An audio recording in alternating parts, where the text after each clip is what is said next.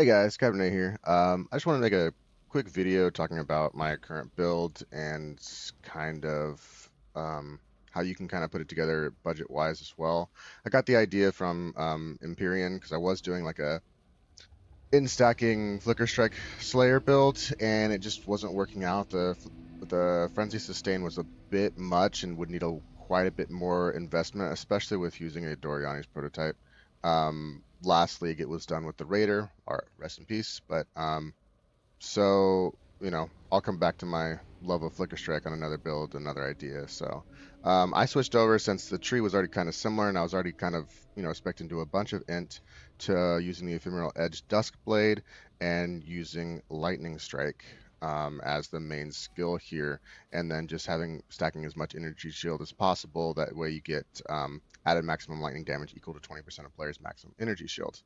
And so first off with this, it's like super easy to level. You're playing Slayer, um, and I leveled with Sunder. You can level with whatever you feel comfortable. You can do Rain of Arrows with a bow. You could do um, any. You could level with Lightning Strike. Whatever you feel like, and it's pretty smooth. Um, I would say getting some int gear. I wouldn't say this is a league starter by any means, but you can get some decent int gear simply by um, buying some Warlock bases, and then the best helmet base is the Lich Circlet. I already had this helmet here, which is why I'm using a Lunaris. Um, by any means, by no means is this like your best helmet, right? Because it's only 222 energy shield, but it's decent and has good res for me, so I'm using it. Um, but yeah, so I just bought Warlock, and then I spammed Spy Essences to try to get good intelligence and energy shields. It's a pretty low roll on the energy shield, but good movement speed, one res, and craft percentage energy shield. So okay. On here, I got the essences for attack speed because that's what I think is probably most important. Um, and obviously, the best way to do it is to try to get a fractured piece with attack speed, and then you can use the spite essence on it to get into an energy shield and stuff like that. Um, but overall, pretty easy to get a decent piece going. Later on, when I have enough currency, obviously I'll craft more better gear. Um, you don't have to have a Crusader Crystal Belt. Just the base itself being influenced by the Crusader is about one divine. Um, I don't know if it's more expensive right now or not, but this was the best roll I could get, but it had the tier one percentage increased maximum energy shield. And that's why you want the Crusader influence, is because you can get that percentage maximum energy shield roll. Um, and then obviously the Doriani's prototype. The reason we run this is because basically negative your lightning res isn't based on mitigating lightning damage anymore. It's based on your armor. And then so that way you can have negative percent lightning res and it's not really going to affect you.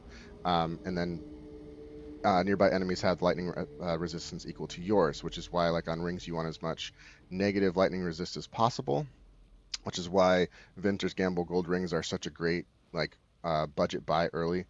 And it just helps you with mana efficiency, so it's great. The only downside is you don't have any energy shield on it or anything. So um, yeah, and then Aegis Aurora is not that expensive of a shield. You can get a decently rolled one for, I don't know, 30, 40 C, I think.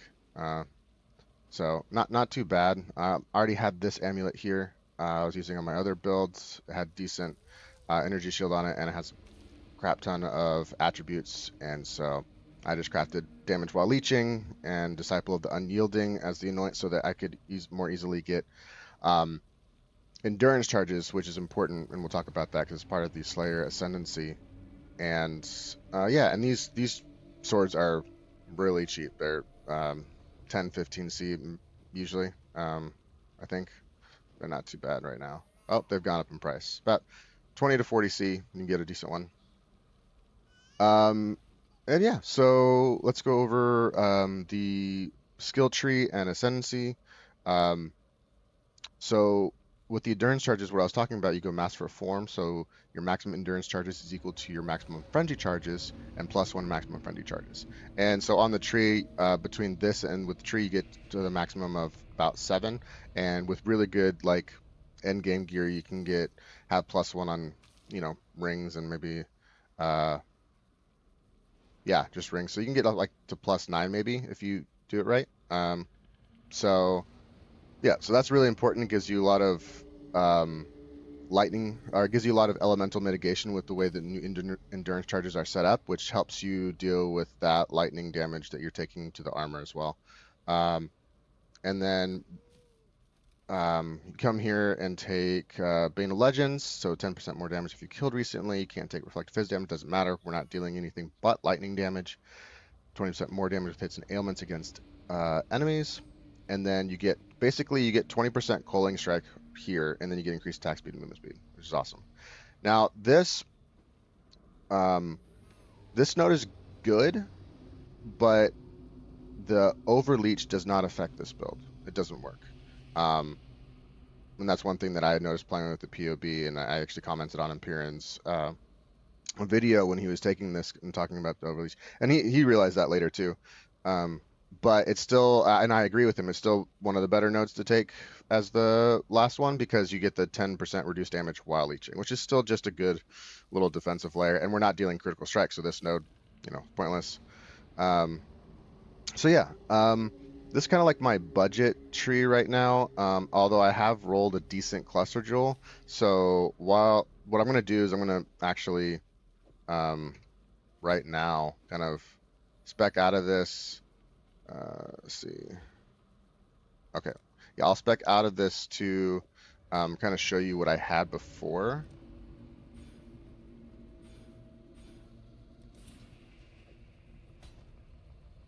And then that way, oh, come on. That way you'll see more of what it's like on without having a decent cluster jewel. So before, what I was doing is coming down this way, and I was and you can get one of these split personalities with intelligence and maximum energy shield for about 40C. I think that's what I got mine for. Um, of course, they've gone up in price since this build's gotten popular. It's one divine now. Um, so just get one to start with. Eventually, when you have your cluster jewel set up, you'll have two right here.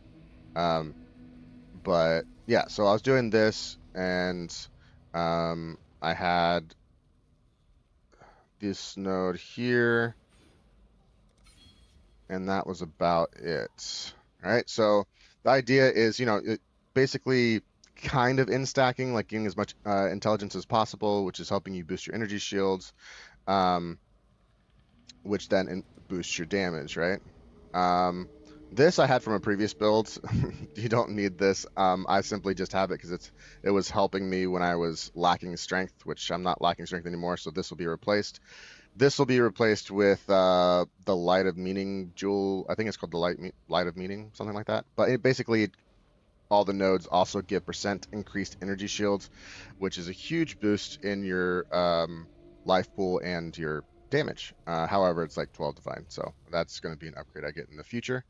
Um, Eventually, you won't need these nodes. You'll spec out of this, and you won't need this extra mana reservation node here once you can get like your hands on a level 4 Enlighten. Right now, I only have a level 2, so but you don't even need the Enlighten. You can run everything with this, um, with also having the mana reservation efficiency on a Ventur's Gamble, and then on the spec into the tree here, where possible, you can also come up uh, this way and get this one here if you really need to. But um, nah, actually, I wouldn't recommend that because you won't have enough points. Um, and then you'll be able to run pretty much everything, and you can just drop Tempest Shields, and you can just do Shock Immunity through your Flask and through the Soul of Garukan. Probably butchering his name. But anyways, so you can get Shock Immunity that way, but once you can run everything, you can just use Tempest Shield, and it's really nice, and you don't have to worry about it. Also, we're our max block on our defense, 65% and 40% chance to block spell damage right now. Um, we're So that's an awesome little defensive layer as well. We're running iron reflexes, so all of our evasion is being converted into armor, and we're running grace, and then yeah, not much evasion on the gear. I used to have evasion on the gear, but pretty much just grace being converted there.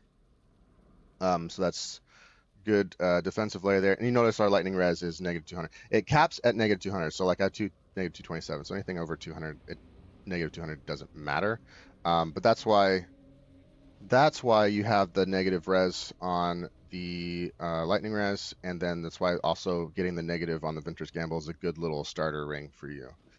But yeah, that's pretty much the build so far, and um, yeah, I'll just run a map real quick to show you.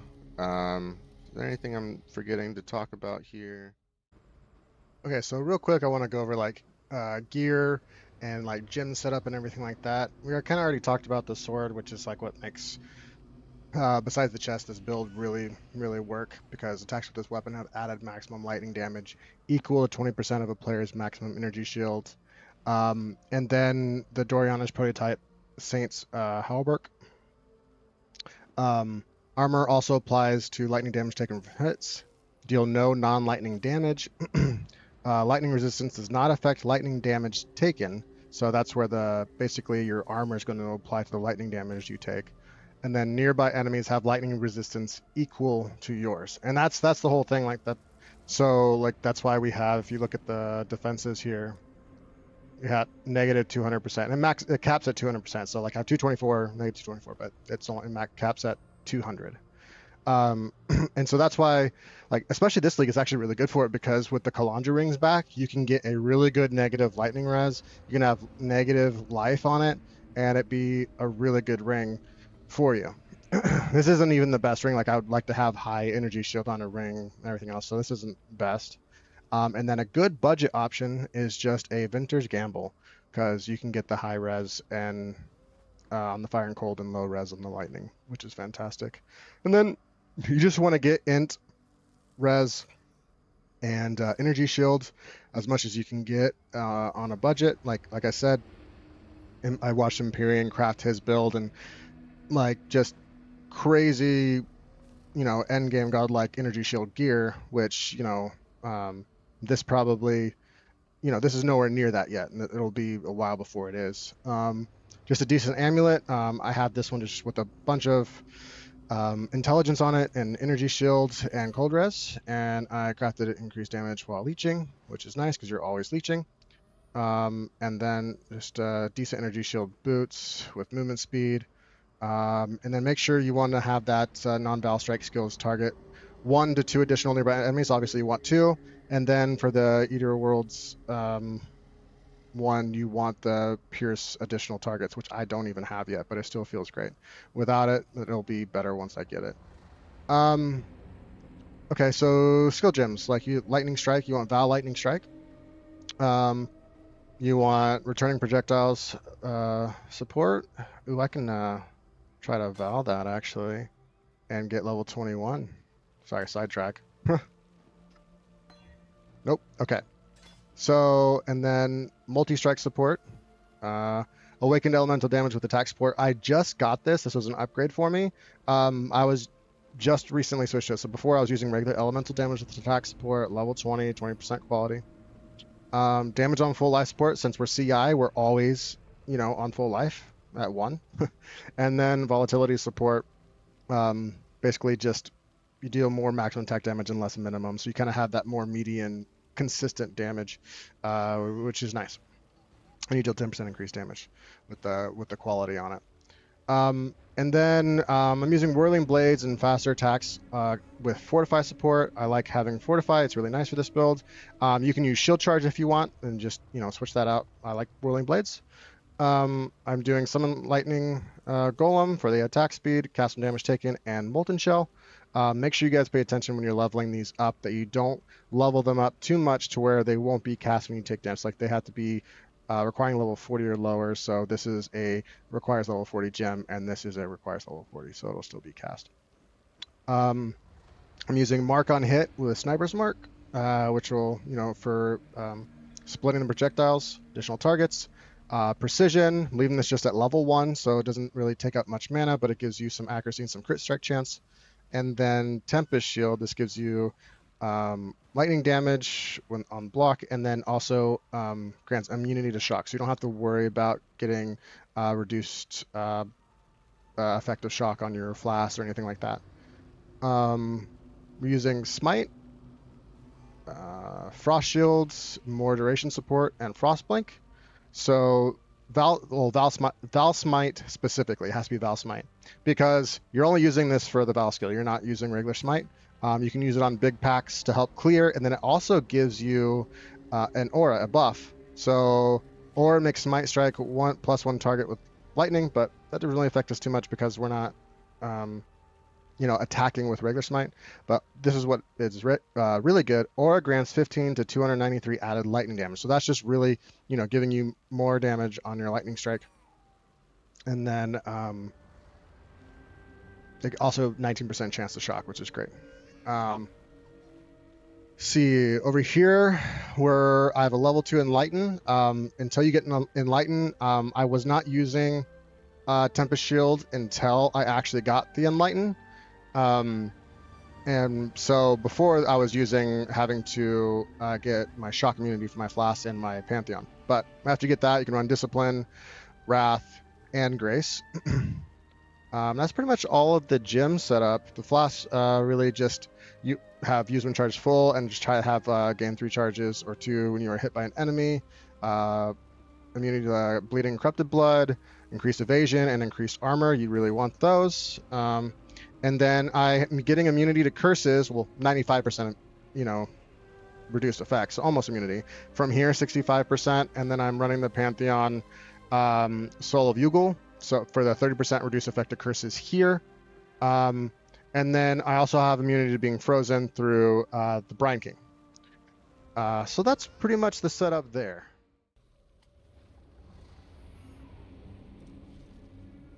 Hey Vlux, welcome to the stream, man. Just recording a video.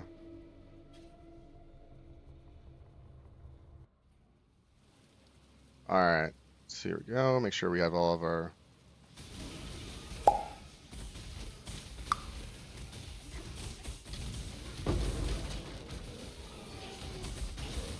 So, one thing I do need to get, I feel like the attack speed's a little low right now. That right there is Val Smite. Once I get the attack speed higher, it'll feel a lot better.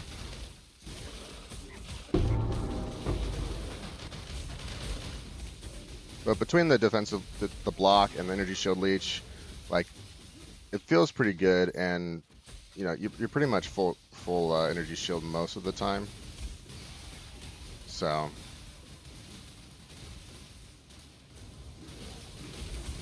we'll try not to stack the altars too much and get ridiculous to where we get killed. I'll go and loot later. I won't worry too much. Yeah, the Val Smite really helps with the clear, and then you have your Val Lightning Strike as well.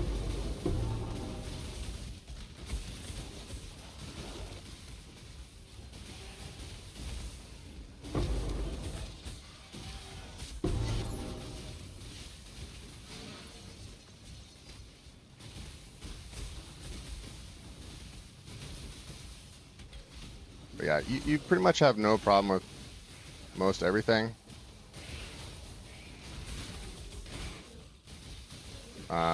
The bossing damage really, it's okay. It's not the best yet. Again, a lot more. I'll have a lot more invested in this eventually, and the damage will get a lot better. I wouldn't say this is the best bosser build, but it's really good for mapping. Just general content. It'll get you through most things. Almost died there.